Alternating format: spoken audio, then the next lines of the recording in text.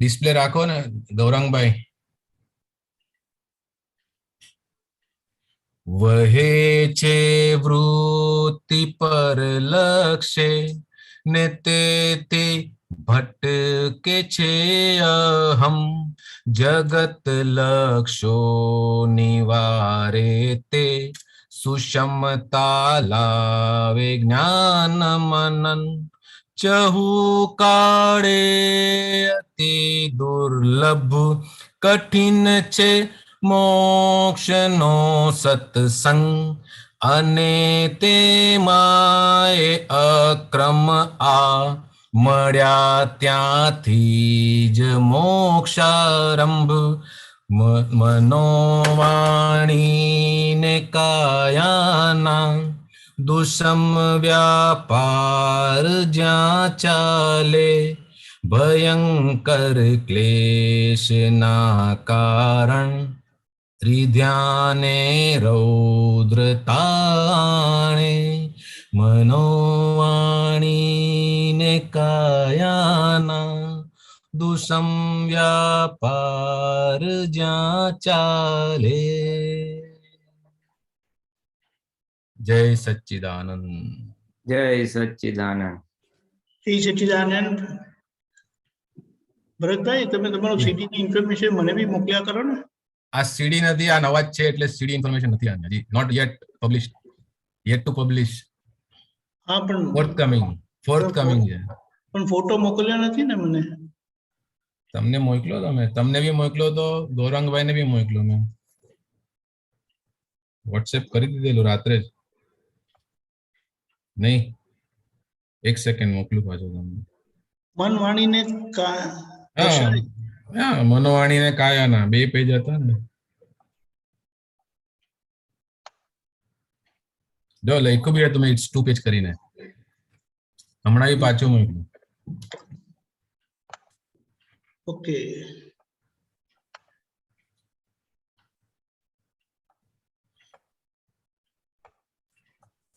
Okay, fine. Let's go ahead. Sorry.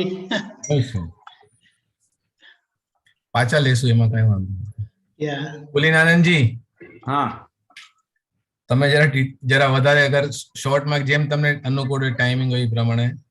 હા, નહીં, સરસ છે. જી. પદ તો મેં જોયું, બહુ જી, જી. સરસ પદ છે. અને એ આખું આ કાળમાં પ્રકૃતિના મુખ્ય 2 જે દોષ છે એના પર આખું ફોકસ કર્યું છે કે આ કાળમાં દુઃખનું મોટામાં મોટું જો કારણ હોય તો આ લક્ષ્મી અને વિષય, અણહકની લક્ષ્મી અને અણહકના વિષય. અને એનાથી કેટલા બધા દોષો થાય છે, કઈ રીતે થાય છે, મનથી, વાણીથી, વર્તનથી, અને શું શું દુઃખો આવે છે એ આખું આમાં કહેવાનો ભાવાર્થ નીકળે છે. હું બ્રીફલી થોડા લાઇન્સ પ્રમાણે જરા વાત કરું છું. ચલો અહીંયા લગાવ્યું છે ને. મનોવાણી ને કાયાના દુષમ વ્યાપાર જ્યાં ચાલે.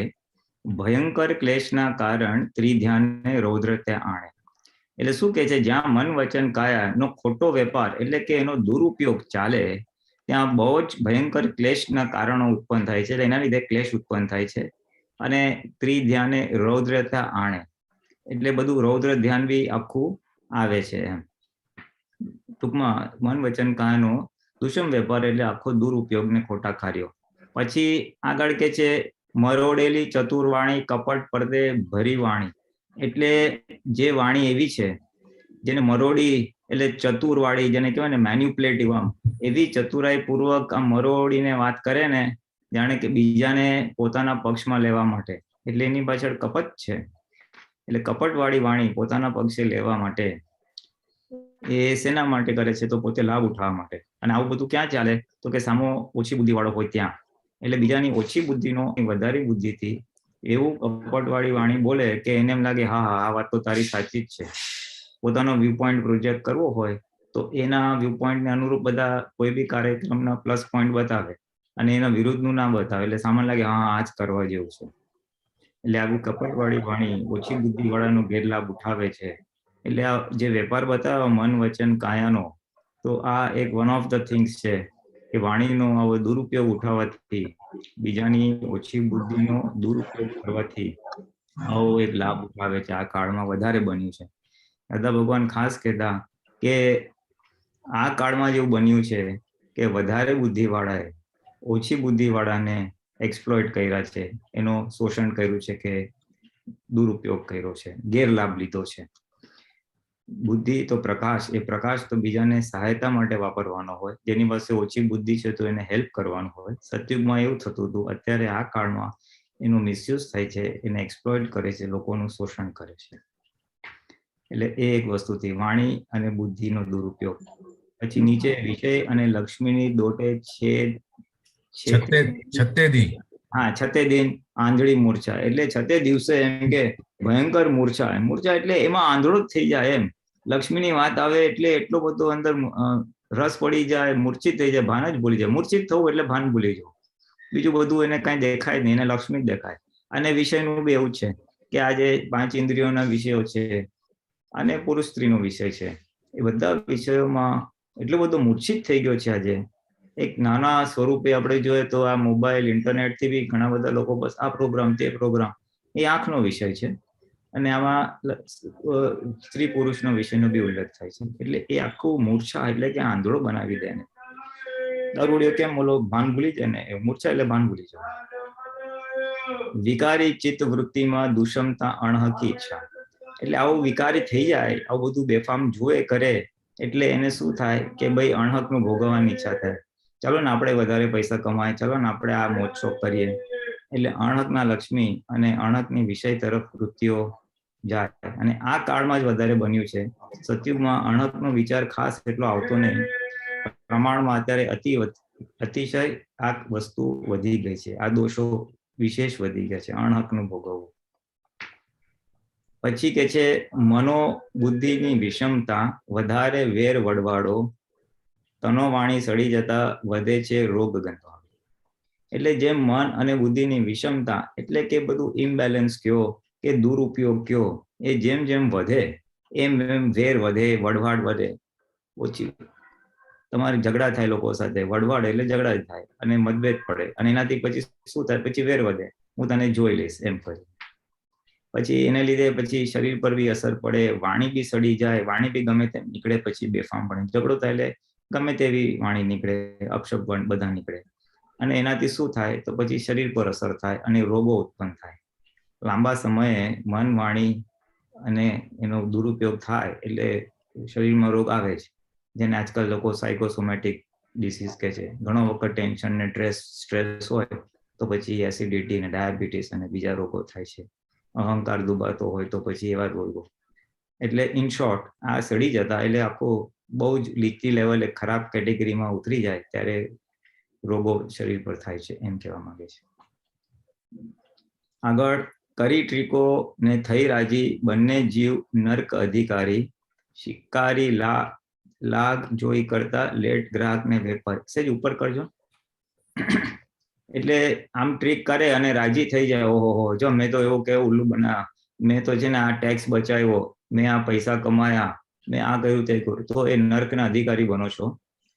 અને આ તો કેવું છે કે આમ શિકારી લાગત જોઈને પડતો હોય. જેમ શિકારી હોય એ કોઈ ઓલું જાનવરનું શિકાર કરવું હોય તો જોતો હોય ક્યારે મળે ને હું એને મારું. એવું આ વધારે બુદ્ધિવાળો અથવા આવા દુરુપયોગ કરનારો, ટ્રીકો કરનારો વ્યક્તિ સંજોગો જોતો હોય ક્યારે હું મારો લાભ ઉઠાવી લઉં. અને ગ્રાહક ને વેપારી, એટલે વેપારી હોય તો ગ્રાહકને લૂંટતો હોય છે, ખરાબ માલ વેચે, ઓછી ક્વોલિટી એનો ખરાબ લિટલ ઇન્ફિરિયર ક્વોલિટીનો માલ વેચે કે જે તે રીતે એને છેતરવાની કોશિશ છે. ટ્રીકના રૌદ્ર ધ્યાનોથી વધે છે પાપની સિલક, કમાતા જાતા જો કઈડે ના તો નાણું કાળું છે ગુચક. એટલે શું કહે છે, તમે ટ્રીકથી અત્યારે કરશો, તમને રૌદ્ર ધ્યાન બી બહુ વધશે, એટલે પોતાને બીજાને પીડાકારક ધ્યાન, અને એનાથી પાપ જ વધશે, પાપની સિલક વધશે. એટલે તમે ભયંકર ટ્રીક કરવાથી જીવ આ કાળમાં ખૂબ પાપ બાંધે છે, એવું કહેવા માંગે છે. અને તમને એમ લાગે કે તમે પૈસા તો કમાઓ છો પણ તમને બહુ કઈડે છે, તમને અંદર સંતોષ નથી, તો સમજવાનું કે આ કંઈક અણહકની લક્ષ્મી આવી છે, જેને આપણે કાળું નાણું બી કહે છે.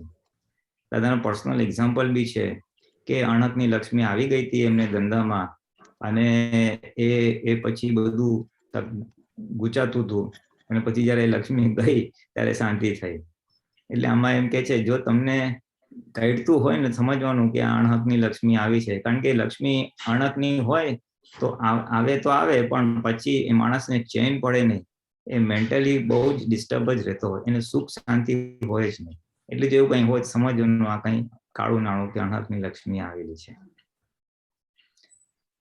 આગળ, મરોડેલી ચતુરાઈ છુપાવે ભૂલ પોતાની, ને દોષો આવરણ લાવી ને ઢાંકે લાજ ખોકાની. એટલે આવી ચતુરાઈનો બીજો એક એક્ઝામ્પલ આમાં આપે છે. એકમાં બીજું એક્સપ્લોઇટ કરવા માટે, બીજાને પોતાના વ્યૂ પોઈન્ટ પર વાળવા માટે મરોડેલી ચતુરાઈ વાળી વાણી બોલાવે, અને કાં તો પોતાની ભૂલ છુપાવવા માટે બોલે. કોઈ કે તે આમ કર્યું તો ના ના મેં આમ નતું કર્યું, ઓલાએ આમ કર્યું તું, આમ હતું તેમ હતું. એટલે જે તે રસ્તે પોતાની ભૂલ છુપાવે. એનાથી શું થાય, જે આપણો દોષ હોય એના પર આવરણ આવી જાય. દોષ ખુલ્લો થઈને જવાને બદલે દોષ ઢંકાયેલો રહે, અને એ દોષ તો પડી રહે, અને એ પ્રોસેસ એના માટે તો ઢાંકે લાજ ખોકાની. ખોકાની એટલે કે આ શરીરની. એટલે બસ પોતાનું ખરાબ ના દેખાય એના માટે આવું આમ ચતુરાઈ વાળી વાણી બોલી પોતાની ભૂલ ઢાંકી દે આ કાળમાં. એટલે વાણીનો વન ઓફ ધ મિસયુઝ, અને પોતે દોષ ઢાંકે છે એટલે દોષ રહે છે અને ભોગવટો આવે છે. એટલે આ કાળની બીજી વસ્તુ એને કહે છે. જરાક લેજો ને આગળ.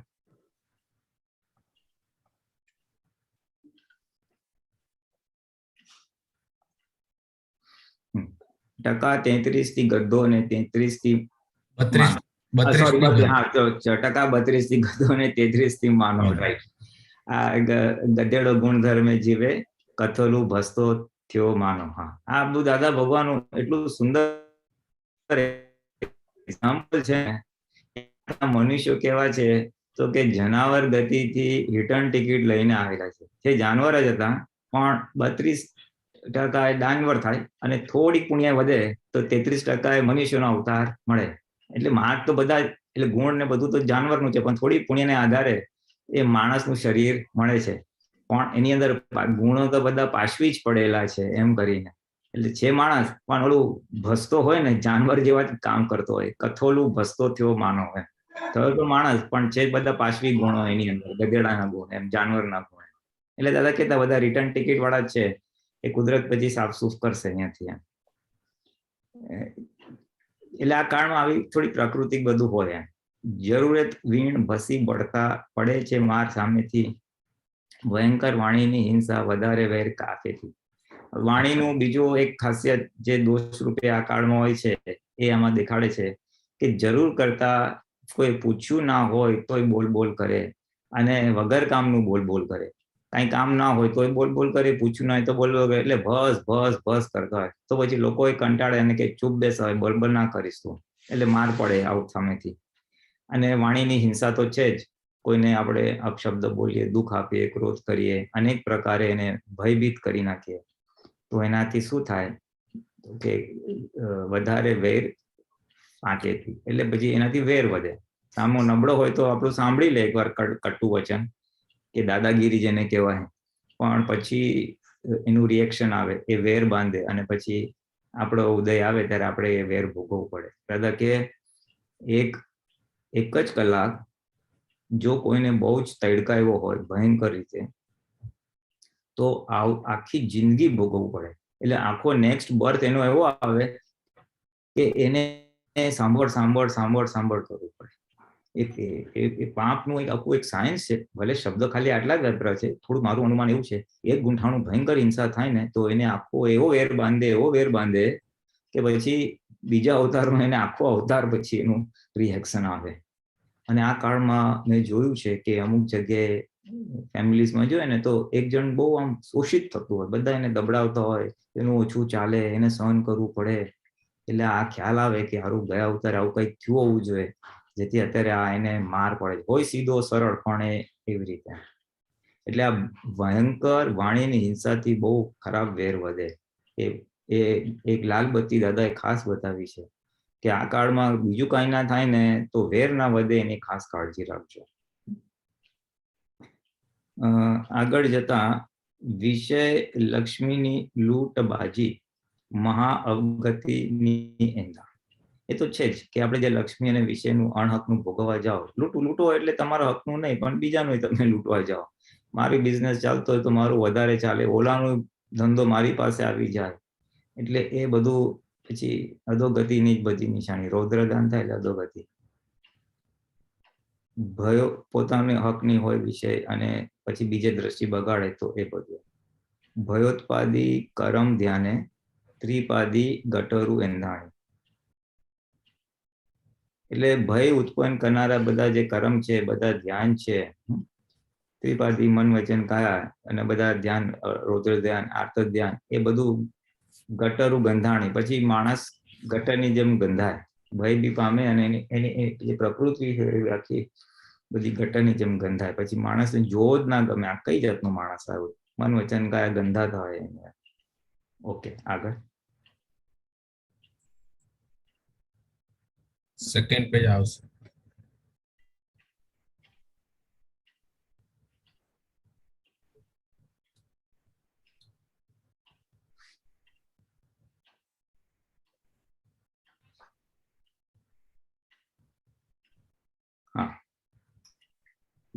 લપસતા વાર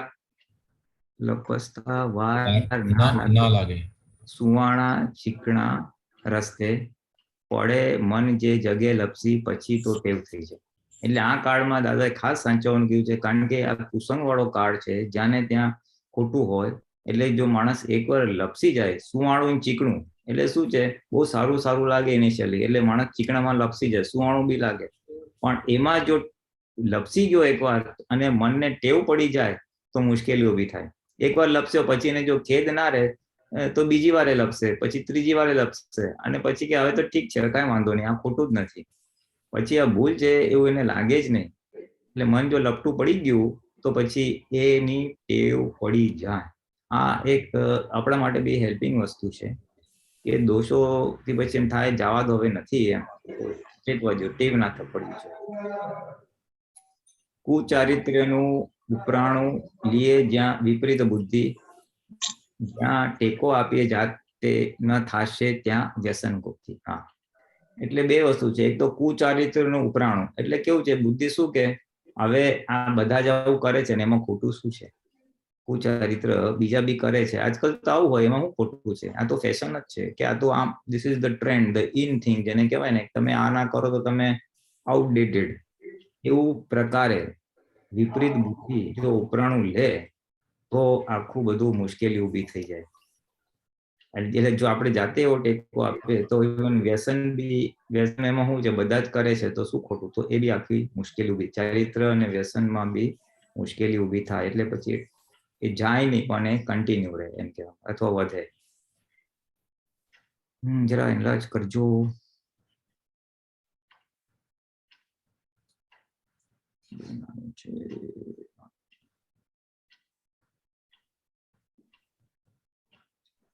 થોડું એનલાર્જ કરજો.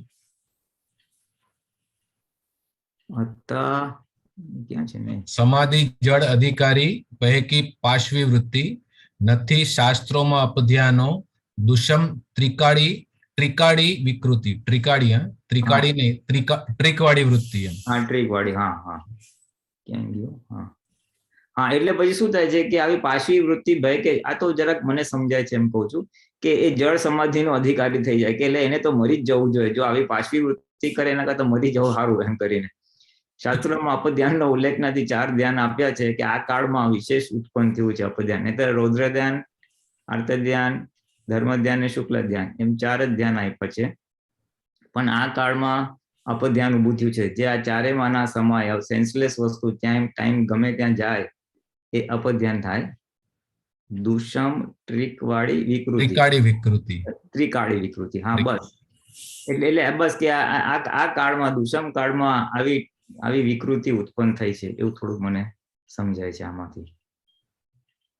હતા 4 જ મહાવ્રતો, મહાવીરે દીધું 5મું. એ તો આપણને ખબર છે કે ભગવાન મહાવીર સુધી 4 મહાવ્રત જ હતા. અહિંસા મહાવ્રત, અચૌર્ય મહાવ્રત, પછી અપરિગ્રહ મહાવ્રત અને ઓલું વાણીનું, એ 4 જ હતા. અને મહાવીર ભગવાને આ 5મું બ્રહ્મચર્ય મહાવ્રત ખુલ્લું કરવું પડ્યું, કારણ કે એમને દેખાયું કે હવે બહુ જ ભયંકર વિષય વિકાર વાળો કાળ આવી રહ્યો છે. લોકો વિષયને સુખનું સાધન માનશે, આ સુખ ભોગવવાનું સાધન છે એમ માનીને એનો બધો વેપાર અને બધું અભિવૃદ્ધિ થશે. એ ચેતવા માટે ભગવાને કીધું ભાઈ બ્રહ્મચર્ય સાચવવા જેવું છે, એ સુખનું સાધન નથી. એટલે બ્રહ્મચર્ય મહાવ્રત એમને ખુલ્લું કર્યું. આવી તો ચારેમાં જ હતું પણ લોકોને ખ્યાલ નહીં આવે એટલે એમને ખુલ્લું કર્યું. સ્વચ્છંદે ખોલ્યું લોકે સ્વચ્છંદે ખોલ્યું લોકે દુખાર્તે ક્લેશી અપધ્યાનમ. હવે આમાં મને બહુ ખ્યાલ નથી આવતો. સ્વચ્છંદે ખોલ્યું લોકે, લોકોએ સ્વચ્છંદ પોતાની સ્વચ્છંદે બધું ચલાવ્યું કે આમાં કઈ વાંધો નથી, અને પછી દુઃખ અને ક્લેશ ને બધું અપધ્યાન ને બધું ચાલ્યું થયું એના લીધે પોતાના સ્વચ્છંદે કે આમાં ખોટું કઈ નથી. થોડુંક અમારું ઇન્ટરપ્રિટેશન છે. હા, પછી ધર્મની વાતે અંધાપા, કર્મની વાતમાં જાગૃતિ. એટલે કે લોકો ધર્મનું વાતમાં અંધાપો, ધર્મની વાત, ભગવાનની વાત, વિતરાગોની વાત એ બહુ સાંભળશે નહીં, પણ કર્મની વાતમાં જાગૃતિ. કઈ કર્મ? એટલે જે કામ કરવાનું એ ક્રિયામાં શું જાગૃતિ? તો હિંસક ને પાશવી વૃત્તિ, મનોવાણી દુષમ વિકૃતિ. એટલે એ ખોટા કામમાં બહુ જાગૃત થઈ ગયો છે આ માણસ. હિંસા, પાશવી વૃત્તિ, એમાં મન વચન કાયા વાપરે છે, એમાં બહુ જાગૃત થઈ ગયો છે. અને આ ભગવાનની ને ધર્મની વાતોમાં દુર્લક્ષ, અંધાપો એટલે દુર્લક્ષ કરે છે, એને સાંભળતો નથી કે જોતો નથી. બળતરા વેદના વર્ધક, સરળ છે વિશ્વમાં કુસંગ. એટલે આ કાળ એવો છે કે કુસંગ, નર્યો કુસંગ વ્યાપેલો છે. અને આપણે જોઈએ છીએ, આપણે ટીવી ખોલો, ન્યૂઝપેપર ખોલો, અને અમુક શહેર બોમ્બે જેવા મોમાઈ શહેરોમાં બહાર નીકળો તો નર્યો કુસંગ વિશે ને આ તે એવું જ બધું દેખાય. એટલે આ કાળમાં છે ને એમાં લપસી જવું બહુ સહેલું છે. અને લપસે એટલે પછી એને બળતરા ઉત્પન્ન થાય, પછી વેદના, શારીરિક રોગો ઉત્પન્ન થાય. એટલે આ કાળમાં આવા બધા ખોટા બળતરા અને વેદના વર્ધક આ વિશ્વમાં બહુ કુસંગનો કાળમાં સરળ છે, એટલે ઇઝીલી થઈ જાય માણસ. જગતમાં પાપ ઉત્પાદક ખુલ્લો યા ગુપ્ત છે પ્રબંધ. એટલે આ કાળમાં પાપો ઉત્પન્ન થાય એટલે પાપ બિચારો માણસ લલચાઈ જાય કે ભૂલથી લપસી જાય પાપ કરવા માટે. એવા બધા વ્યવસ્થા જ છે કે માર ખાય જ. કળિયુગ હોય ને એટલે માર ખાય. અને આ લપસતો કે ઉતરતો કાળ છે. શાસ્ત્રો પ્રમાણે આપણે 5મા આરામાં છીએ અને એથી આગળ 6ઠો આર આવશે. 6ઠો આર એટલે દુઃખમ. અત્યારે તો દુઃખ છે, પણ પછી દુઃખ ને દુઃખ જ હશે. શાસ્ત્રો નહીં હોય, ધર્મ નહીં હોય, મંદિર નહીં હોય.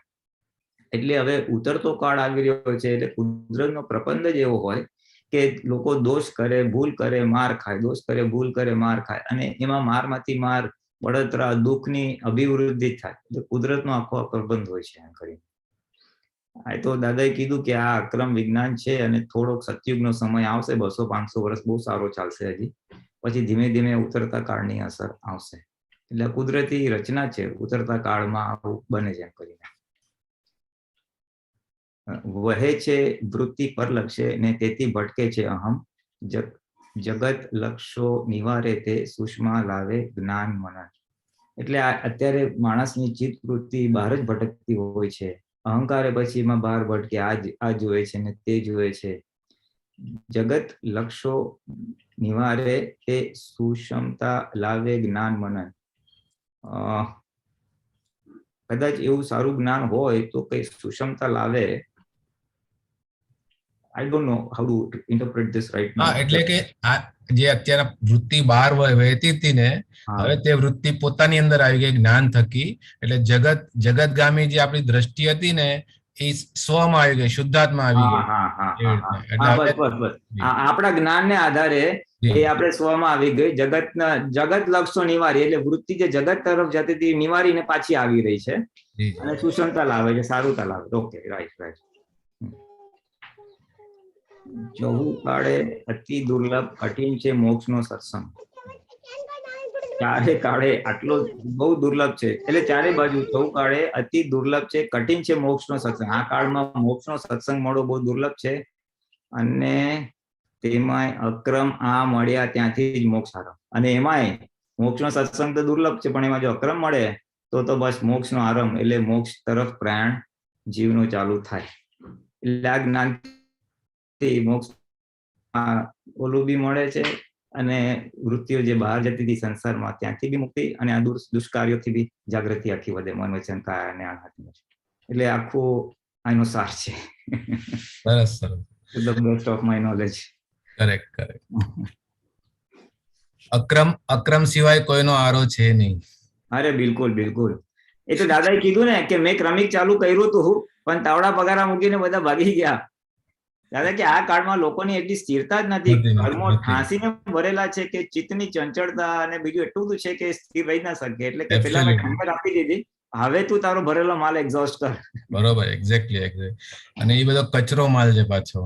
હા, અરે બાબા. જય સચ્ચિદાનંદ. જય સચ્ચિદાનંદ. જય સચ્ચિદાનંદ. જય સચ્ચિદાનંદ. કોઈને પ્રશ્ન?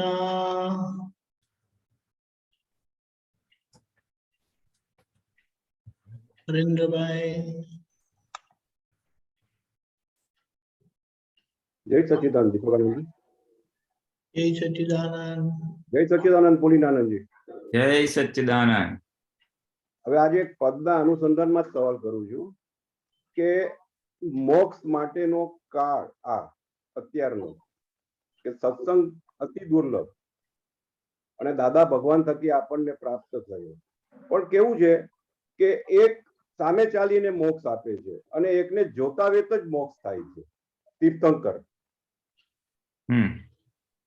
જે મોક્ષની ખટપટ નથી કરતા છતાં જેને જોતા જ મોક્ષ થાય છે, અને અહીંયા આગળ મોક્ષની ખટપટ કરાવડાવે છે. તો આમાં પદની દ્રષ્ટિએ દાદા ભગવાનનું જ પદ મોટું થઈ જાય ને? હા, મોટું એટલે હવે આપણે એવી રીતે મોટું નાનું તો જે રીતે કેવું હોય એ રીતે વ્યવહારથી. હા, જ્ઞાનની દ્રષ્ટિએ તો તીર્થંકરે તો ફૂલ એન્ડ ફાઇનલ, પણ અત્યારે દાદાની ભાવના સામે ચાલીને ખટપટ કરીને બધાને આ જ્ઞાનની વાત કરી, અક્રમની વાત કરી, ચાલ તને મોક્ષે લઈ જાઓ, ચાલ તારી વ્યવહારમાં બળતરા ઓછી થાય, તને વ્યવહારમાં શું મુશ્કેલી છે, એ વાત સાચી. કારણ કે એ નાનપણથી પરોપકાર વૃત્તિ લાવેલા જબરજસ્ત, કે અગરબત્તીની જો સુગંધ આવી શકે તો માણસની કેમ નહીં. અને એ બહુ સ્ટ્રોંગ લાવેલા કે મને જે ભેગો થાય એને કંઈક લાભ થવો જોઈએ, મને ભેગો થાય અને લાભ ના થાય તો મારું મળવાનું નકામું. એ જયારે જ્ઞાન પ્રગટ નતું થયું ત્યારે પણ એમની અંદર એ હતું આખું વિચારણા. એટલે એના આધારે કે મેં હમણાં ગઈકાલે ક્યારેક સાંભળ્યું જરાક કે દાદા કે મારો એક જ ધંધો, કોઈ આવે તો હું પૂછું તારા ઘરે કેવું ચાલે છે, નોકરી ધંધો બરાબર છે, ઘરે ફેમિલી ઓકે છે, હું બીજાની જ પૂછપરછ કરતો, એના હિતની. એટલે એ રીતે પછી જ્ઞાન પ્રગટ થયું એટલે પછી આ મોક્ષની ખટપટ કે ચાલ તને તને જ્ઞાન મળશે, અક્રમ વિજ્ઞાન છે, 1-2 અવતારી વિજ્ઞાન છે. એટલે એ વાત તો તમારી સાચી. આ કાળમાં જ્ઞાની મળવા અને આવા ખટપટિયા જ્ઞાની જે સામે ચાલીને આપણને કરે, અને આપણા બીજું મોટું વસ્તુ શું મને તો બહુ સરસ લાગી કે દાદા છે ને આપણને આપણી ભૂલ ના દેખાય ને તો એ ટકોર કરીને બતાવતા હતા, જો આ તારી ભૂલ છે એટલે તું આમાંથી બહાર નીકળ. તીર્થંકર ભૂલ બતાવે નહીં, એ સંપૂર્ણ વિતરાગ હોય. એટલે જ મેં સવાલ કર્યો કે જેને જોતા મોક્ષ થાય છે, પણ જે આપણને મોક્ષનું સૌથી ઉત્તમ નિમિત્ત પણ મોક્ષની ખટપટ ના કરે. હા, અને દાદાએ કીધું આ કાળમાં ખટપટ સિવાય થશે નહીં. દાદાએ જેવું આ કાળમાં ઝવેરી રહ્યા નથી હીરાને પારખી શકે, એટલે આ કાળમાં જ્ઞાનીને પારખી શકે એવા રહ્યા નથી. કારણ કે જ્ઞાની એક તો હોય નહીં આટલા બધા હાઈ લેવલના, અને એટલે પારખી શકે જાતે કેવું પડ્યું ભાઈ અમે જ્ઞાની છે, આવો તમને મોક્ષ આપીએ છીએ કે નહીતર તો અક્રમ જ્ઞાની. હા, અક્રમ વિજ્ઞાની. એટલે તો દાદા ભગવાન, હા, એટલે તો દાદા પોતે જાણતા કે આ શું જબરજસ્ત અવસ્થા છે. એ નેક્સ્ટ ટુ તીર્થંકર જ કહેવાય આ કાળમાં, કારણ કે આખું પૂતગલ જ આખું શુદ્ધ થઈ ગયું હતું, એક પણ કશાય વિષયના પરમાણુ નહીં. એટલે એ ખાસ પ્રયોજન કરતા કે આપણે ઓપન બજારમાં નીકળો, લોકો ખાલી આ પૂતગલના દર્શન કરશે તો કલ્યાણ થશે. એટલે જન્મ જયંતિના દિવસે ખાસ ઓલું આપણે શોભાયાત્રા કાઢતા હતા. અને મોટી વસ્તુ શું ખબર છે, એ આગલે દિવસે રાતના પ્રતિક્રમણો ખૂબ કરતા હતા કે બીજે દિવસે જે શોભાયાત્રા નીકળવાની છે ત્યાં તો સામાન્ય અજાણ્યા વ્યક્તિ બી દર્શન કરશે, તો Right. એના દર્શન કરીને એને ભાવ ના બગાડવા જોઈએ કે આ કોણ ચાલ્યા કોટ ટોપી અને હાર પહેરીને. એને તો લૌકિક ભાષામાં કાકા જ દેખાય કે વડીલ જ દેખાય. એટલે બરાબર. એ અજ્ઞાનતાથી એટલે ભૂલથી બી વિરાધના ના કરી બેસે એના પ્રતિક્રમણ કે અમારે આખી રાત ચાલે અને પછી કે અમે ખુલ્લો આત્મા બજારમાં મૂકીએ. કારણ કે તે દિવસે એ આખો આત્મા યોગ જ હોય, આત્મામાં જ રહેતા હોય અને એવા શુદ્ધ ઉપયોગ વાળા પૂતગલના દર્શન કરે તો દર્શન કરતાની સાથેનું કલ્યાણ થાય. જે તમે તીર્થંકરની વાત કરીને સમથિંગ સિમિલર ટુ ધેટ દાદા એક દિવસ માટે તો ખાસ રાખતા હતા. અધરવાઇઝ હોય પણ એ દિવસે તો સવિશેષ કે આમ જનતા સામાન્ય માણસ બી દાદા કે મારી પીઠના દર્શન કર્યા છે, ટોપીના દર્શન કર્યા છે, મને આ રીતે જોયા છે, એનું પણ કલ્યાણ થશે. એટલે એ આખું એ કેટેગરીનું એ ખાસ કરતા કે બસ જે તે રીતે લોકો પામે પામે ને પામે. બાકી જે મને ભેગો થયો એને આપવાના છે પબ્લિસિટી તો કરી આપણે એવું સમજી શકીએ કે દાદા જયારે પોતાના સંપૂર્ણ ઉપયોગમાં એટલે કે આત્માના જ ઓલામાં હોય ત્યારે એમનું સીધું જ અનુસંધાન સિમંદર સ્વામી સાથે હોય અને એ જ ફળ મળે આપણને જે સિમંદર સ્વામીના દર્શનનું ફળ મળે. વેલ એમનું અનુસંધાન તો અંદર આત્મામાં હોય ને એટલે સિમંદર સ્વામી બી એમને તો એ આત્મ સ્વરૂપ જ હોય. સિમંદર સ્વામી પ્રશ્ન જ નથી આવતો. એટલે દાદા બી ઓલમોસ્ટ એ આત્મ સ્વરૂપ જ હોય. એટલે એ આત્મ સ્વરૂપની જે દશા હોય ને એ પૂતગલના એવા પૂતગલના દર્શનથી કામ થાય. જે સિમંદર સ્વામીના અખંડપણે હોય અત્યારે કેવળ જ્ઞાન પછી અને આમને તો સવિશેષ તે દિવસે ગોઠવતા હતા. સવિશેષ બરાબર. એટલે લાભ તો થાય. એટલે જ કીધું ને દાદા કે મારા પીઠના દર્શન કર્યા હશે તો કલ્યાણ થઈ જશે. Can you imagine? મારે ખાલી ટોપી જોઈએ છે તો દર્શન થઈ એના કલ્યાણ થઈ જશે. એટલે કેટલું બધું પાવર છે એમાં, કેટલું બધું યોગ બળ છે એની અંદર. એટલે definitely it must be something like that કે જેમ સિમંદર તીર્થંકરના દર્શનનો વિશેષ લાભ આપણે મહાત્માઓને તો શું કીધું છે કે તમારું બધું તૈયાર થઈ ગયું છે, ત્યાં ખાલી એમના દર્શન કરશો એટલે છેલ્લા આવરણો તમારા તૂટી જશે અને તમને કેવળ જ્ઞાન ખુલ્લું થઈ જશે. ડેવલપમેન્ટ બધું અહીંયા જ કરીને જ જશો તમે, આજ્ઞા પાડશો ને બીજું બધું કરશો એટલે એના પરિણામે તમારા ઘણા આવરણ તૂટી ગયા હશે કશાયના અને છેલ્લા જે પળો હશે એ આ રીતે એમની હાજરીથી જ કલ્યાણ થઈ જશે. એ છેલ્લા આવરણો તૂટી જશે. એટલે એ તો બહુ અદભુત વાત સાહેબ. એ તો અનબિલિવેબલ. આપણે તો ખાલી બુદ્ધિથી માપીએ કે શું હશે. બાકી એ કેટલો શુદ્ધ પૂતગલ કે જેની હાજરીથી જ આવરણ તૂટે. જય સચ્ચિદાનંદ. જય સચ્ચિદાનંદ. કાજલબેન મોરબી. જય સચ્ચિદાનંદ દીપકાનંદજી. જય સચ્ચિદાનંદ પુરીનાનંદજી. હા જય સચ્ચિદાનંદ. હમણાં જે વાત થઈ ને કે તીર્થંકર ભગવાનના જોતા જ મોક્ષ થઈ જાય. તો તીર્થંકર ભગવાનને જોવા માટેની લાયકાત તો કેવી હદે હોય ત્યારે જ જોતા મોક્ષ થઈ જાય. એ આપણે થવાની જ બધાને. આપણે બધા આપણે બધા જે આજ્ઞા પાડીએ છીએ ને એનું પરિણામ જ આપણને ત્યાં જન્મ આવશે જ. એમની પ્રત્યક્ષતામાં આપણો એ ત્યાં જ ઉદય આવશે. જેટલા અંશે આપણે આજ્ઞા વધારે પાડીશું દાદા કે તો એમની નિકટ રહેવાનો ઉદય આવી જાય કે ત્યાં પછી મહેનત ના કરવી પડે. એક કુદરતી એવા ઉત્તમ સંયોગો હોય કે આપણે એમના સાનિધ્યનો લાભ મળે, સત્સંગનો લાભ મળે અને એવી રીતે થાય. એટલે લાયકાતમાં તો દાદા કે તમે જેટલી આજ્ઞા પાડશો એટલે શું છે, એટલે આપણો જે ડિસ્ચાર્જ ભરેલો માલ છે એટલો ખપી જશે. ટૂંકમાં આપણે ડિસ્ચાર્જ મોહ અને ડિસ્ચાર્જ કસાય ખપે છે. એટલે એ આવરણ તો તૂટે જ છે. એટલે આપણે ચોથા આરાને લાયક તો થઈ જ રહ્યા છે. કુદરતનો નિયમ કેવો છે કે જે ક્ષેત્રને લાયક હોય ને એ ક્ષેત્રમાં જીવ ત્યાં કુદરતી ખેંચાઈ જાય. હવે આપણે હવે અત્યારે કોઈ અથડામણ કરે, આપણે અથડામણ ના કરવી હોય એટલે આપણે કઈ હવે આવા કાળમાં કેવી ન ફાવે. એટલે કુદરત શું કહે છે, ભાઈ તમે સરળ થઈ ગયા છો તો જ્યાં સરળ લોકો રહેતા હોય ને ત્યાં તમે રહેવા જાઓ. એટલે કુદરત જ ત્યાં લઈ જાય. બહુ સ્થૂળ ઉપમા આપી હોય ને, આ તો ખાલી બુદ્ધિના લેવલે સ્થૂળ ઉપમા. તો હવે એક સામાન્ય માણસ હોય અને એક મિડલ ક્લાસ ફેમિલીમાં કે એવા એવરેજ એરિયામાં રહેતો હોય જ્યાં એવી જ ઓછી આવક વાળા લોકો રહેતા હોય, ફ્લેટમાં રહેતો હોય, નાના ઘર હોય. પછી એનો યોગ સારો થાય, લક્ષ્મીનો યોગ સારો થાય, પછી એને પૈસા મળે, બહુ સરસ થાય.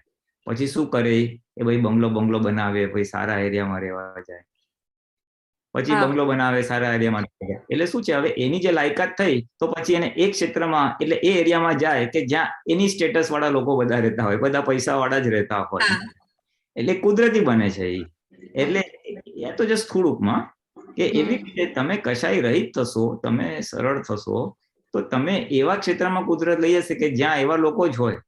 તમે અહીંયા જેને કહેવાય ને કપટ કરનારા, છેતરનારા લોકો સાથે તમે ફાવે જ નહીં, તમે એને લાયક જ નથી. હા. અને બહુ બીજી રીતે સમજવું હોય, બીજી થોડુંકમાંથી, તો જેમ 3જા ધોરણનો છોકરો હોય, સારા માર્કે બધું સરસ ભણી લીધું હોય, તો કુદરત એને નેચરલી 4થા ધોરણમાં મૂકી જ આપે, ભાઈ હવે તું 4થા ધોરણે રાખ્યો છે, અને એમાં બરાબર ના થાય તો 3જામાં જ રાખે. એટલે કશાયો ને જે રહ્યું હોય તો એ 4થા આરામ, એટલે આપણા 5મા આરામાં જ રહે. જેટલોને આત્મદ્રષ્ટિ નથી ને આ બધા જે પદમાં લખ્યું છે એવી પ્રાકૃતિક દોષો બધા થતા હોય, તો એ પછી આ અહીંયા જ રહે, અહીંયા અથડાય કૂટાય ભોગવે બધું કરે, અને કદાચ 6ઠા આરામાં જતું રહે જીવ. અને આપણે એમાંથી આપણો મુખ્ય અભિપ્રાય બદલાઈ ગયો છે. આપણો અભિપ્રાય એવો છે કે આ ના હોવો જોઈએ. ભલે ભૂલ થાય છે, પ્રાકૃતિક દોષો અને કચરો નીકળે છે, પણ અભિપ્રાય તો આપણો બદલાઈ ગયો ને 100% કે આ ના હોવો જોઈએ. હવે એ જે બદલાયેલો અભિપ્રાય છે, એ જે બદલાયેલી પ્રતીતિ છે, એ જ આપણને આગળ લઈ જશે. ભરેલો માલ ખરતો જશે, અભિપ્રાય બદલાઈ ગયો, ભરેલો માલ ખરતો જશે, અભિપ્રાય બદલાઈ ગયો, એમ કરતા કરતા કરતા બધું ડિસ્ચાર્જ થશે, અને થોડું ઘણું બાકી હશે એ આવતા અવતારે પૂરું થશે. કોઈ જરા વધારે હોય તો બીજી એક અવતાર લાગશે. એટલે તીર્થંકર ભગવાનના જ્યારે પણ દર્શન કરવા મળે છે ત્યારે આપણે લાયકાત પૂરી લઈને ત્યાં દર્શન કરીએ અને પછી મોક્ષ મળે. તો આ દાદા ભગવાનને આપણે કેવી રીતે પૂજવા કે વગર લાયકાતે આપને કેટલું આપી દીધું? મને આ પ્રશ્ન આવીને પડે છે કે દાદા ભગવાને તો એટલે મારો મેઇન પ્રશ્ન અહીંથી ચાલુ થાય છે કે આ તો બધી લાયકાત છે પછી દર્શન થાય છે, પછી ના, અહીંયા તો કાંઈ લાયકાત નથી છતાં દાદા ભગવાનની ભાવના ઉપર આમ બહુ અંદરથી આમ ઉછળી પડે કે કેવા દાદા ભગવાન. હા, હવે આમ જોવા જાય ને તો દાદા કે તમારી લાયક મને ભેગો થયો ને એટલે તમારી લાયકાત છે જ, નહીતર મને ભેગો જ ના થાય. કોટી અવતારોની પુણ્ય જાગે ત્યારે જ્ઞાનીનો ભેટો થાય, જ્ઞાનીના વચનો સાંભળવા મળે. ખ્યાલ આવે ને? એટલે આપણે તો કેટલાય અવતારોથી મોક્ષના માર્ગમાં જ છીએ. કીર્તનકોને સભામાં બેસીને આવ્યા છે, પણ ચટણી જેવા સુખ માટે થોડા આગળ પાછળ રહી ગયા. પણ ભાવના તો હતી જ, મોક્ષે જવું છે. સરળ કોઈ માર્ગ હોય તો મોક્ષે જવું છે, કષ્ટવાળો માર્ગ નથી જોતો. એટલે એવી સરળ ભાવના હતી, તેના પ્રતાપે આપણને જ્ઞાની પુરુષ મળે છે અને આપણને મોક્ષ મળે. એટલે દાદા ભગવાનને પૂજવા આપણી લાયકાત તો છે જ. હવે આપણે જો કરવું જ હોય ને, આપણે જો અહોભાવ આપણને થાય, ડેફિનેટલી થાય, હું સમજી શકું છું કે ચાલો મારામાં આમ પ્રાકૃતિક રીતે કઈ દેખાતું નથી, પણ જરૂર એવા કઈક સત્કાર્ય અને સાચી ભાવના કરી હશે મોક્ષની, તેથી જ્ઞાની મળ્યા. અને હવે સોર્ટ ઓફ થેન્ક યુ કેવું હોય દાદાને કે દાદા મારામાં લાયકાત હતી નહીં, પણ તમે કૃપા વરસાવીને મને મોક્ષ માર્ગમાં ચડાવી દીધી.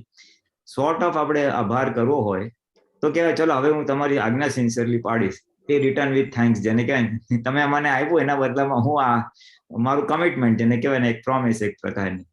એટલે એ રીતે આપણું બી થાય, એટલે આપણી પ્રકૃતિ મોટિવેટ થાય, આપણું ડિસ્ચાર્જ અહંકાર, આપણી ડિસ્ચાર્જ બુદ્ધિ પ્રેરિત થાય એમ. અને એ પ્રેરણાના બળે જે આજ્ઞાના પૂછાતો થાય, એનું પરિણામ શું આવશે? વધારે કૃપા ઉતરશે. પછી આપણને કોન્ફિડન્સ આવશે કે આ મારા પુરુષાર્થની પરિણામ સ્વરૂપે કૃપા ઉતરી, એટલે તમને લાગે ના ના હવે હું લાયકાત થયો કે ના આપણે પુરુષાર્થ કર્યો અને દાદાની કૃપા ઉતરી, તો જરા વધારે આનંદનો ભાગ થાય. એટલે આ એક રીત છે કે આપણે એમને આભાર અને આપણી પુરુષાર્થ અને પ્રકૃતિને મોટિવેટ કરવાનું છે ને આપણે ડિસ્ચાર્જ બુદ્ધિ અહંકારને પ્રેરિત કરવાનું છે.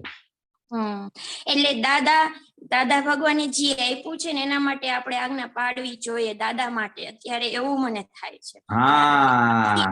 એના માટે આજ્ઞા પાડવી જોઈએ. ભલે મને ન ઈચ્છા હોય, પણ દાદા ભગવાને એટલું આપ્યું છે તો મારે એના માટે આજ્ઞા. બસ હું એ જ કહેવા માંગુ છું. મને જે આપ્યું છે એના વળતર સ્વરૂપે આમ તો વળતર સ્વરૂપે હવે એના માટે શક્તિ જોઈએ છે બસ. હા, ના થશે. મારો તો અનુભવ છે, આપણે શક્તિ માગીને નિશ્ચય કરીએ ને તો પૂરી થાય જ છે. હા, જય સચ્ચિદાનંદ. જય સચ્ચિદાનંદ. ચંદાબેન.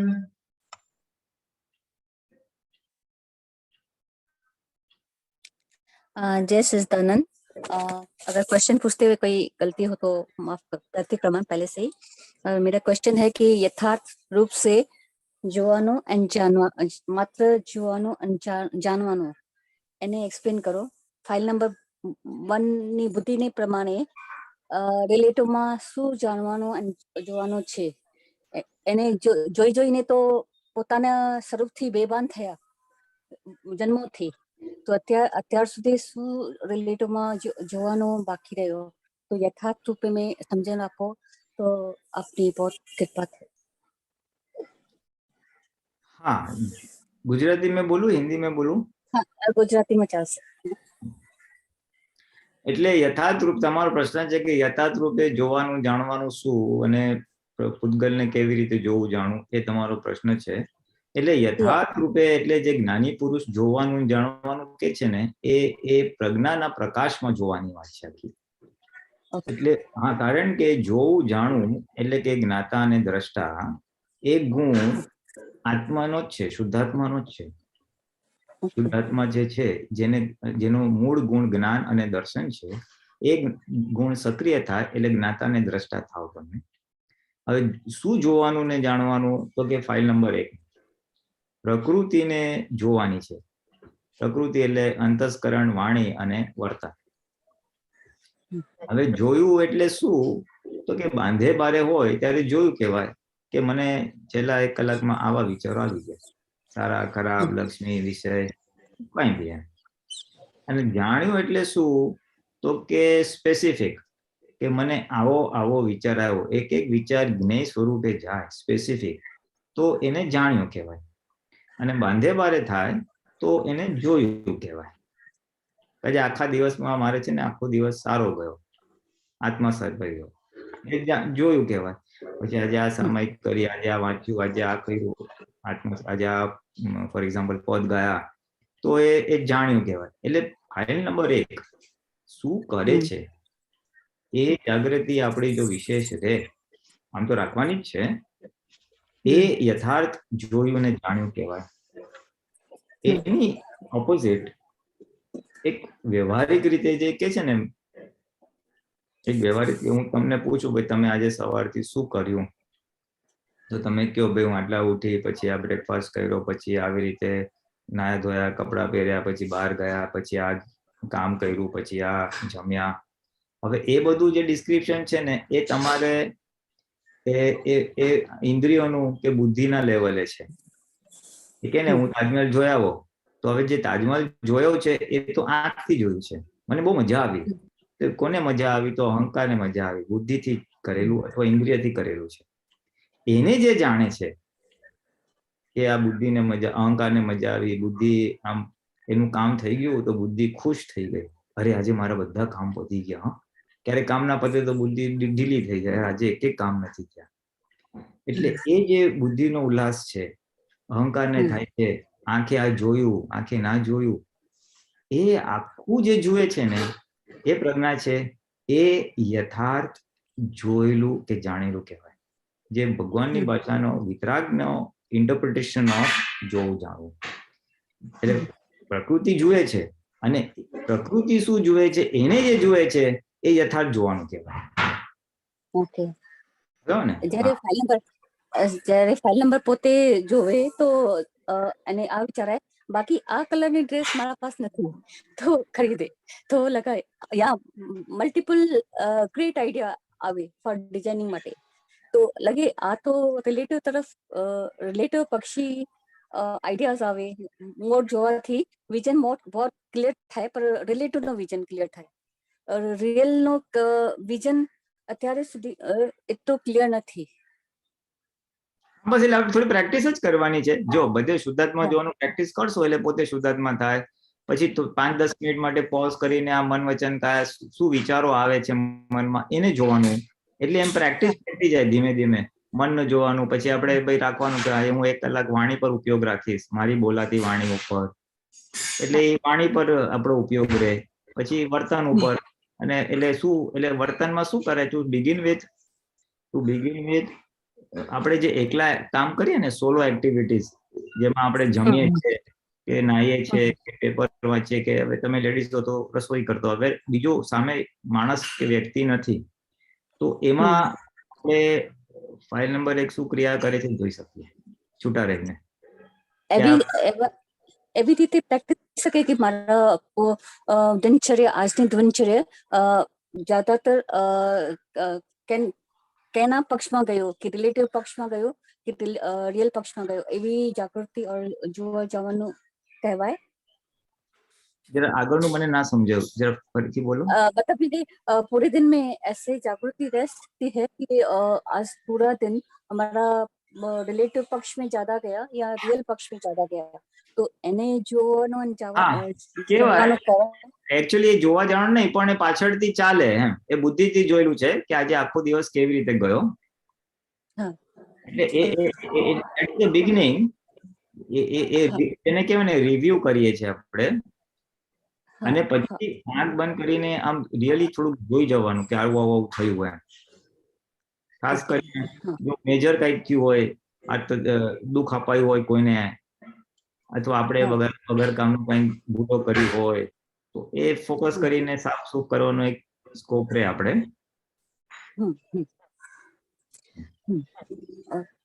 બીજું ક્વેશ્ચન છે કે बोलते हैं मोक्ष में जाना है, मोक्ष में जाना है, तो फाइल नंबर 1 की बुद्धि में मोक्ष के लिए इतनी जिज्ञासा झंखना नहीं है, लेकिन ये है कि डेथ से पहले सुपस्ट वेदना आत्मा की हो, आत्मा के प्रति बहुत झंखना है, लेकिन मोक्ष के लिए नहीं, तो वो ये झंखना भी मोक्ष तक ले जाएगी. हाँ, वो एक ही है, इट इज वेरी, वो उसके नजीक की बात ही है. देखो पहले तो यही होना चाहिए जो आपने बोला ना कि मेरे को एक झंखना है कि इस जन्म में मृत्यु से पहले आत्मा का स्पष्ट अनुभव हो, स्पष्ट विजन हो, तो वो इटसेल्फ मोक्ष है. सी मोक्ष 2 कैटेगरी में, एक इस व्यवहार या संसार में रहते हुए हम संसार के दुखों से मुक्त है, और थोड़ा उसको एनलार्ज करूं तो हम मन वचन काया से अगर हम मुक्त हो जाते हैं, उसका बेसिकली तन्मायाकार नहीं होते. मुक्त होना नहीं, क्रिया सब चालू होगी, लेकिन हम उसके नेबर रह के, पड़ोसी रह के उसको हम देख सकते हैं. तो मैं मन वचन काया से मुक्त हो गया हूँ, है ना. हाँ, अगर खुश होता है तो भी फाइल नंबर 1, दुख होता है तो भी फाइल नंबर 1, और अगर मैं सेपरेट रह सकता हूँ तो ये फर्स्ट मोक्ष है.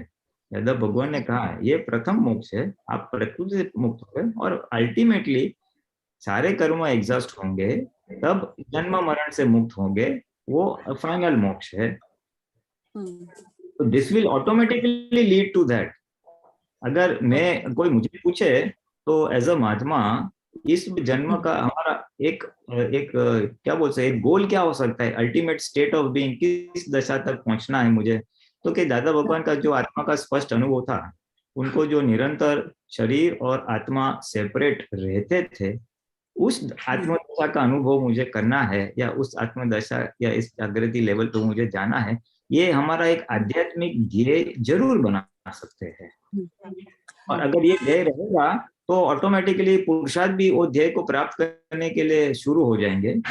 और वहां तक पहुंचने के लिए हमें क्या पुरुषार्थ करना है, कौन सी समझ चाहिए, कौन सा ज्ञान चाहिए, वो सब कुदरत ऑटोमेटिकली सप्लाई करेगा.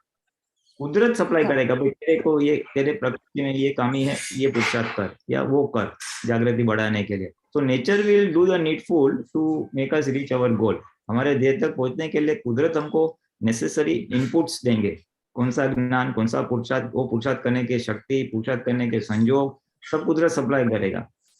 सिद्धांत बहुत सिंपल है, रिलेटिव में भी यही सिद्धांत ऑपरेट होता है. हम तय करते हैं कि मुझे अभी नया फ्लैट लेना है, या नई गाड़ी लेनी है, या दिवाली में कर्टन्स बदली करने हैं, तो automatically we achieve the goal ना, बिकॉज यू द प्लानिंग.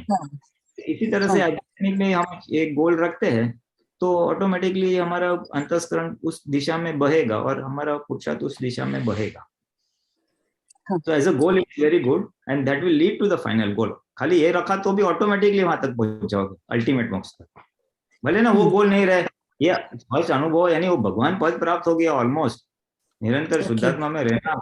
हाँ, दादा भगवान ना बोले कि હું તો 14 લોકનો નાથ છું, ભગવાન મને વશ થઈ ગયા છે, ઉપર से क्या चाहिए. और तो एक और है, वंस अपॉन अ टाइम मैंने आपसे पूछा था कि डिफरेंस क्या है कि रिलेटिव के सुख और आत्मा का ब्लिस आनंद में क्या डिफरेंस है। तो आपने बहुत सरस जवाब दिया था कि आत्मा का सुख है ना इंडिपेंडेंट है और रिलेटिव का सब डिपेंडेंट है।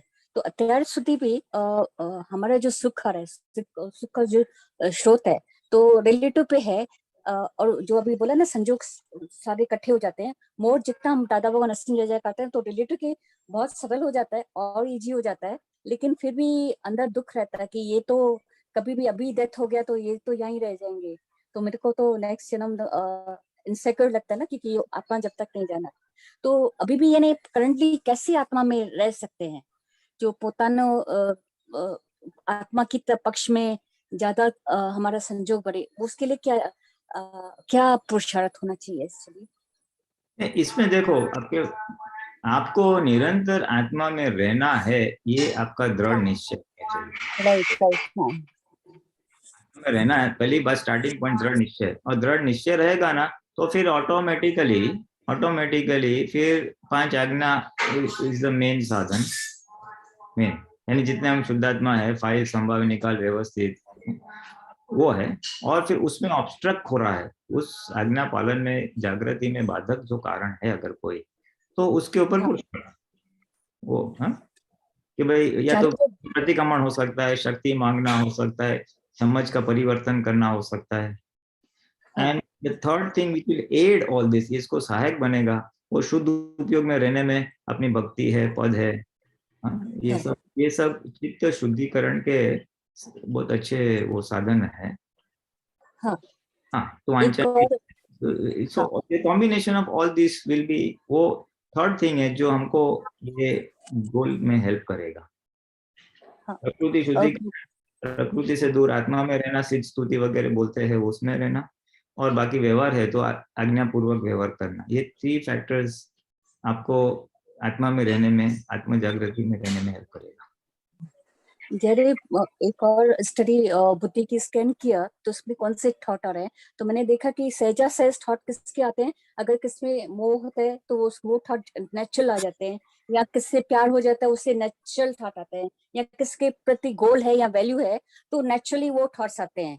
तो मेरे को लगता है कि सहजा सहज मेरे को आत्मा के लिए ख्याल नहीं आते हैं, रिलेटिव के आते हैं। तो लगता है मेरे को ना अटैचमेंट है ना जंखना है आत्मा के प्रति, न इतना निश्चय जो सहज मेरे वो थॉट्स मेरे वर्तन में है, यानी जैसे एक पल भी, एक श्वास भी आत्मा के बगैर नहीं जाए, यानी ऐसी जंखना अभी भी कच्चा है, यानी मीठा लगता है, यानी रिलेटिव मीठा लगता है। तो दुख रास्ता नहीं मिलता है। नहीं, इसमें देखो वो ऐसा नहीं है, इसमें ऐसा है कि ये जो आप बोल रहे हैं ना कि सजग विचार आते हैं ये 5 इंद्रियों के सुखों में, जैसे आपने कपड़ा बोला, ये बोला, अभी वो जो भाग है सहज विचार है ना, यानी मन में जो भरा हुआ है वो निकल रहा है, वो डिस्चार्ज भाग है। एक बात समझिए, ये हमारे पिछले अवतार में हमने चार्ज किया था, हमने जहां जहां सुख का आरोपण किया था उस चीज के विचार आते ही जाएंगे। तो आज जो विचार आ रहे हैं कि वो डिस्चार्ज मोह है, कपड़े में, घूमने में, खाने में, पीने में, वो तो आएंगे ही। और ज्ञान इस अवतार में मिला, निश्चय इस अवतार का हुआ है, इसलिए इस अवतार का पुरुषार्थ और डिस्चार्ज माल दोनों में कॉन्फ्लिक्ट तो होगा ही, यानी कॉमन नहीं ना भी रहे हो या ना भी हो, ऐसा दोनों है। तो उसमें घबराने की जरूरत नहीं है, अपने को उपाय। सुनिए, डिस्चार्ज भाग में उनकी ड्यूरेशन हम कम कर सकते हैं। जैसे डिस्चार्ज भाग है ये मेरा इसमें समझो 10 साल मेरा इसमें जाएगा डिस्चार्ज में, तो ऐसी संजन પોતાને પ્રયોગ પોતા સાથે વાતચીતનો પ્રયોગ ની ડ્યુરેશન રિડ્યુસ કરી શકે या ની ઇન્ટેન્સિટી રિડ્યુસ કરી શકે? ઇન્ટેન્સિટી રિડ્યુસ થાય ને, ઇન્ટેન્સિટી રિડ્યુસ થઈ જાય એટલે એ ડિસ્ચાર્જ જો વિચાર તો આવશે જ, પિક્ચર જોવાનો વિચાર આવે, સરસ ખાવાનો વિચાર આવશે, પણ એનું એક્સેપ્ટ કરવું કે ન કરવું એ પુરુષાર્થ આપણા હાથમાં છે। ઓકે એટલે એને શું કહેવાય, કંટ્રોલ્ડ ડિસ્ચાર્જ કરવાનું છે। બહુ મન બધા કરવું છે તો એને કંટ્રોલમાં આપી દેવાનું, ભાઈ બહુ કઈ ખાવાની ભાવાની વસ્તુ ખાવાની હોય તો ભાઈ ચાલે આટલું ખાવું છે તને થોડુંક આપી દઈશ, બહુ ફરવા જવાનું છે આટલું આપી દઈશ, એટલે પ્રકૃતિનો ડિસ્ચાર્જ બી થાય અને આપણે વોચ તરીકે રહીએ, આપણા જ્ઞાનમાં બી હોય અને એ જ્ઞાને કરીને વોચ કરતા કરતા આખું ડિસ્ચાર્જ થાય. બરાબર ને? એટલે કંટ્રોલ્ડ ડિસ્ચાર્જ એટલે આપણી જાગૃતિ બી રહે, ડિસ્ચાર્જ માં એક્ઝોસ્ટ પણ થાય અને નિકાલ બી થઈ જાય. बहुत सरस प्रयोग आप्या और चाबियां बहुत खूब चाबियां आपी आपने. दो चीज है, देखो जो विचार आते हैं ना, जो हमको विचार आते हैं उसके ऊपर से हम अनुमान लगा सकते हैं कि हमने किस किस चीजों में सुख का आरोपण किया हुआ है. किसी ने लक्ष्मी में, किसी ने मान प्रतिष्ठा में, किसी ने संपत्ति में, किसी ने घूमने फिरने में, इस जगह पे सुख ये करेंगे तो मैं मजा आएगा, ये करेंगे तो मजा आएगा, ऐसे सुख का आरोपण हम करके आए हैं, इसलिए उस प्रकार के विचार आएंगे ही. तो आज हमको ऑब्जर्व करने के ये लगता है हाँ इस प्रकार का हमने अभिप्राय बांधा है, तो अभी ये ना हो. जो हमारे आज का क्या पुरुषार्थ होता है कि भाई खाવાનું હોય તો ખાવામાં સુખ નથી, ખાવામાં સુખ નથી, ખાવામાં સુખ નથી, એવું આજે એવું થોડુંક ઊંધા આંટા મારી શકીએ આપણે. એ ઊંધા આંટા મારીએ ને એ વિચાર આવશે પણ એમાં તન્માયાકાર નહીં થાય, એટલે એ આવશે, તન્માયાકાર નહીં થાય અને એક્ઝોસ્ટ થઈ જશે. એટલે બધા જ પ્રકારના ડિસ્ચાર્જ મોના વિચારો સામે આ જાગૃતિ કે ઊંધા આંટા મારીએ ને તો થઈ જાય. દાદા ભગવાને આ જ કર્યું. આજે 9 કલમો છે એ બધી એ જ છે ને કે હમના દુબાઈ ધર્મનું. એટલે એમને ખબર હતી કે હવે પરિણામને નથી બદલ્યો પણ કોઝ કે મેં શું માને એના અંદર નાખેલું એ અભિપ્રાય બદલી નાખો.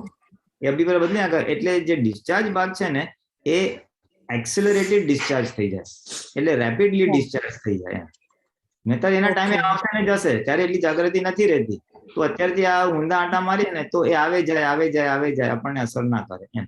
એટલે તમે કીધું ને શોર્ટન કેવી રીતે કરાય, તો આ રીતે એને થોડુંક એબ્રિવેટ શોર્ટન કરી શકાય, એની અસર શોર્ટ થઈ જાય આપણે. हाँ, राइट राइट. ऐसे फाइल नंबर 1 में डिजाइनिंग का शौक है तो लगता है कि अगर समझो ड्रेस डिजाइन मैक्सिमम किया भी, एक्सपर्ट बन भी गई, बेस्ट डिजाइनर या बेस्ट टेलर जैसे काम किया, अपना आत्म पद छोड़ के, भगवान पद छोड़ के, डायमंड दे के कचरा हाथ में लिया, और वो भी यहाँ जन्म तक. अभी मृत्यु हो गई तो वो कुछ भी उसकी वैल्यू डिवैल्यूएशन, तो ये बार बार रिग्रेस होता है, लेकिन उससे छूट भी नहीं पा सकते. ये बार बार विचार आते हैं. इसमें है ना, इसको खाली इसका उपाय एक ही है, फाइल नंबर 1 को समझाने का. चल तेरे को इसमें इंटरेस्ट है लेकिन ज्यादा इंटरेस्ट रखने जैसा नहीं है, ये विनाशी है, यहाँ पे खत्म होने वाला है, अविनाशी आत्मा है. तो उसको थोड़ा समझाने का, उसके साथ थोड़ी बातचीत करने की. यार उससे क्या होगा, इंटेंसिटी ऑफ डिस्चार्ज रिड्यूस हो जाएगा. बेस्ट टेलर बनने की इच्छा होगी तो डिस्चार्ज में है तो प्रकृति करेगी, उसमें हमारा तन्मयकारपना खींच जाएगा ना, निकल जाएगा, तो ऑटोमेटिकली वो डिस्चार्ज भी होगा और हमको असर भी नहीं करेगा. भगवान का ऊपा का था, वो सब डिस्चार्ज भरा हुआ था ना, तो उन्होंने एग्जॉस्ट किया और टाइम निकला तो सब एक के बाद उतरता गया. डिस्चार्ज में प्लेट भी काम करेगी, डिस्चार्ज में प्लेट भी काम करती है कि दादा भगवान शक्ति दो. हाँ ऑफ कोर्स तो मेन वस्तु है शक्ति मांगना, और ऐसा न हो, वो reversal of opinion is the key पुरुषार्थ. डिस्चार्ज जो भी बन रहा है मोह, उसकी असर न हो, उसके लिए ये शक्ति का निरंतर रहना, उससे से उसकी असर नहीं होगी. हाँ मतलब बोले ना, ज्ञान लेने से पहले मेरा तो ये चलता था 9 कलम वाला. मुझे मालूम था ये है, तो ऐसा ऊंधा आटा मार मार के सब परमाणु ही निकाल दिए, तो कुछ बचा ही नहीं. ये पंचलाइन है, ऊंधा आटा मारना पड़ता है, नहीं तो सहजा से सिर्फ जुआ जाना वो तो हमारे हमें चीटिंग कर जाती होती. हाँ नहीं, इट्स नॉट पॉसिबल. उतनी जागृति हमारी है नहीं ना, भरा हुआ माल एक्स्ट्रा है, इसलिए अभी वो माल का इंटेंसिटी कम हो जाएगा, उसके बाद फिर जो जानवानो थोड़ा इजी होगा. Very true, very true. Thank you from bottom of the heart. इतना सरस चाबियां मिली और पुरुषार्थ में बहुत हेल्पफुल रही. Thank you. जय सच्चिदानंद. जय सच्चिदानंद गीताबेन. जय सच्चिदानंद दीपकानंद जी, पुलिनानंद जी. जय सच्चिदानंद. હા પુલિનાનંદ जी, આપણે વ્યવસ્થિત ને ઓળંગ્યું ક્યારે કહેવાય એના પર આ પ્રશ્ન છે કે હવે મને કેવું કે કોઈ પણ હિસાબ આપણી સાથે કોઈ પણ ફાઇલ હોય તો ના ગમતું હોય ને મને, તો એટલે કેવું ઝઘડા કરવાનું કે બહુ મોટી ખોલવાનું એની સાથે ફાવે નહીં. એટલે ત્યાંથી મને ના ફાવે ને ત્યાં હું એની સાથેનો સંબંધ થોડોક લિમિટેડ કરી નાખું, કાં તો જો જરૂર ના હોય તો ટોટલી ધીરે ધીરે સ્ટોપ કરી દઉં. તો એ વ્યવસ્થિત ને આવ્યું ને એને હલાયું કહેવાય, ઓળંગી લીધું કહેવાય, કે પછી હિસાબ બાકી રહે કે પૂરો થાય, કે આ રીતનું જ વ્યવસ્થિત છે? એટલે કોક સાથે ઝઘડો ના થાય એની સાથે તમે વ્યવહાર ઓછો કરી નાખો, એવું કહેવા માંગો છો? હા, એટલે ના ફાવે ને એવું લાગે કે, એટલે મને કેવું કે આમ ઝઘડા કરવાનું ફાવે નહીં, એટલે બોલી ના શકાય, એટલે ના હોય ને તો હું ત્યાંથી સંબંધ કાપી નાખું, કાં તો ના ચાલે એવું હોય તો લિમિટેડ કરી નાખું. સંબંધ રાખવો જ પડે એવું હોય ને તો હું લિમિટેડ કરી નાખું. હા, ઓકે. આમાં તો કેવું છે, મૂળ આપણી ભાવના કેવી હોવી જોઈએ કે અથડામણ ટાળવી છે અને ફાયદો સંભાવે નિકાલ કરવો છે. એવી જાગૃતિ સાથે હોય તો જ ના, એટલે શું છે હું તમને સમજાવું કે જ્યારે આવું ચીકણી ફાઇલ હોય ત્યારે આનો સંભાવે નિકાલ કરવો છે, એ જે આપણી ભાવના હશે ને, એટલે કુદરતી પછી તમને એવી જ રીતે વાણી વ્યવહાર થશે જેમાં આ અથડામણ કે અણગમોનો ભાગ નહીં રહે અને નિકાલનો ભાગ રહેશે. એટલે આપણે શું કીધું કે મારે સંબંધ રાખવો જ છે અને નથી જ રાખવો, એવું કઈ નક્કી નહીં કરવાનું. કરવું છે અને જે થાય છે એ જોયા કરો. જે થાય છે જોયા કરો, એટલે એ વ્યવસ્થિત પ્રમાણે થશે બી અને આપણો અંદરનો ભાગ આખો ખેંચાઈ ગયો હશે, રાગ દ્વેષ વાળો ભાગ ખેંચાઈ ગયો હશે. એટલે વિતરાગતા પૂર્વક, જેને આપણે સમભાવ કહીએ છીએ, સમભાવ એટલે ઇક્વલ ભાવ, રાગ બી અને દ્વેષ બી, અને સમભાવથી પછી નિકાલ થશે. બરાબર છે. એટલે પેન્ડિંગનો ભય નહીં રહે તમને. હા, હવે આપણે હાલ આ ચંદાબેન સાથે ડિસ્ચાર્જ ની વાત થઈ ને, તો એમાં બી કેવું કે આપણને કોઈ પણ વસ્તુ કે કોઈ પણ વ્યવહાર હોય એ ડિસ્ચાર્જ ત્યારે જ કહેવાય ને કે આપણને જાગૃતિ સાથે આપણે વ્યવહાર પૂરો કર્યો હોય, નહીં તો પછી એ વ્યવહાર ઉભો રહેવાનો ને. હા, એટલે ડિસ્ચાર્જ તો છે જ, જાગૃતિ થાય તો એ નિર્જરા કે નિકાલ થઈ ગયો કહેવાય, અને જાગૃતિ ના રહી તો એટલું પેન્ડિંગ રહે, નિકાલ કરવાનો બાકી રહે. તો હવે મોટા ભાગની તો હવે જાગૃતિ વગરનો જ બધો વ્યવહાર થતો હોય, તો આ બધો હિસાબ પાછો ફરી આવવાનો ને. હા, પણ એનો ભય રાખવાનું કારણ નથી. જો આમાં શું છે કે આપણે બને એટલી જાગૃતિ રાખીએ છીએ, બને એટલું આજ્ઞા અને બીજું આત્મા પક્ષે પુરુષાર્થ હોય જ છે. એટલે જે મોટા આવરણો છે, મન વચન કાયથી કોઈને દુઃખ અપાઈ જાય તો તરત તમે માફી માંગશો કે નહીં? પછી કોઈને દુઃખ આપવાની ઈચ્છા થાય તો તમે ત્યાંથી ક્રોસ કરી નાખશો, ભાઈ નથી દુઃખ આપવું. એટલે મોટા કશાયો સામે તો તમે જાગૃત છો જ. કશાયો સામે જાગૃતિ રહેવાય પડે, પણ આપણી નાના જે રૂટીન વ્યવહાર હોય ને એમાં તન્માયાકાર હોય. હા, એટલે હું તમને જ કહું છું કે જેમ જેમ મોટા કશાયોની તીવ્રતા ઘટશે તેમ જાગૃતિ વધશે, અને પછી એ નાના ઉપર બી જાગૃતિ રહેવા માંડશે, અને પછી એ નાના બી જ્ઞાતા દ્રષ્ટા પદમાં આવશે અને એ નિકાલ થશે. આ તો દાદા કે અનંત અવતારની ખોટ એક અવતારમાં ભાંગવાની છે. અનંત અવતારથી ભૌતિક સુખમાં સુખનું માન્યતા ભરીને લાવેલા છીએ, કશાય ભરી લાવેલા છે. હવે એને એક્ઝોસ્ટ થોડોક ટાઈમ લાગે ને, એટલે મોટું ચાલુ થઈ ગયું છે, અને જેમ હા, એટલે થોડું કરવું જોઈએ તો એ થોડા પુરુષાર્થ કરીએ એની સામે, અને એ ભાગ એક્ઝોસ્ટ થશે એટલે નાનાની જ્ઞાતા દ્રષ્ટિ આવશે. અને પાછળથી જોઈ જવાનો પ્રયોગ સારામાં સારો છે કે સવારથી સાંજ શું કર્યું, દિનચર્યા કેવી, અડધામાં કરવું એટલે ડિવાઈડ બાય 2, સવારથી બપોરનું જોઈ લેવું, બપોરથી સાંજ રાતનું જોઈ લેવું. તો એ જાગૃતિનું એક પ્રમાણ છે, અને પછી એમ કરતા થોડું વધી શકે છે.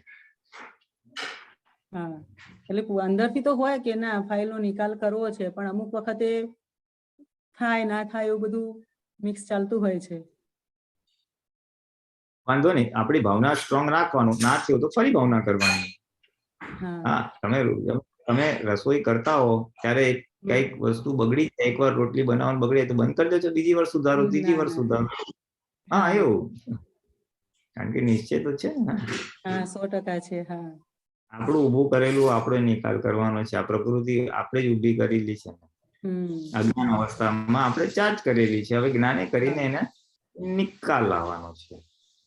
એટલે જેટલા છૂટા પડી જશો ને એટલું નિકાલ કરવાનો ઈઝી પડશે. જય સચ્ચિદાનંદ. જય સચિદાનંદ. જય સચ્ચિદાનંદ. આપણો સમય થયો છે પુલિનાનંદજી, તમે ત્રિમંત્ર બોલાવજો. ગીતાબેન ફોલો કરજો. નમો વિતરાગાય, નમો વિતરાગાય, નમો અરિહંતાણમ, નમો અરિહંતાણમ, નમો સિદ્ધાણમ, નમો સિદ્ધાણમ, નમો આયરિયાણમ, નમો આયરિયાણમ, નમો વત્સયાણમ, નમો ઉવજ્જાયાણમ, નમો લોય સૌવ સાહુણમ, નમો લોએ સૌવ સાહુણમ, એસો પંચન મુક્કારો, સો પંચન મુક્કારો, ભવભાવપણાસણો, સર્વપાવપણાસણો, મંગલાણંચ સવેસિમ, કલાણં ચ સવ્વેસી, પડમમ હવૈ મંગલમ. પરમં હવૈ મંગલમ. ઓમ નમો ભગવતે વાસુદેવાય. ઓમ નમો ભગવતે વાસુદેવાય. નમઃ શિવાય. ઓમ નમઃ શિવાય. જય સચ. જય સચ્ચિદાનંદ. જય સચિદાનંદ. સચ્ચિદાનંદ.